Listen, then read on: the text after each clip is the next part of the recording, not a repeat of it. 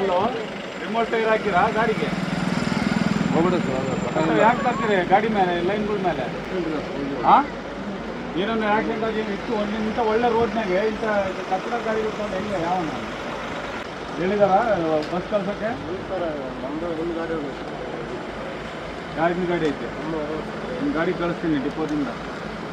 ಸ್ವಲ್ಪ ನೀರು ಅವೆಲ್ಲ ತಾಂಬರ್ರು, ಸಣ್ಣ ಸಣ್ಣ ಮಕ್ಳು ಅದಾರೆ. ಇದು ಡ್ರೈ ಫ್ರೂಟ್ಸ್ ಏನಂದ್ರೆ ಹಾಕೊಂಡು ಒಂದು ಮುತ್ತಿನ ಕಥೆಯ ಹೇಳಿತು, ಆ ಕಥೆಯಲ್ಲಿದ್ದ ರಾಜನಂಗೆ ಯೋಗವು ಒಮ್ಮೆ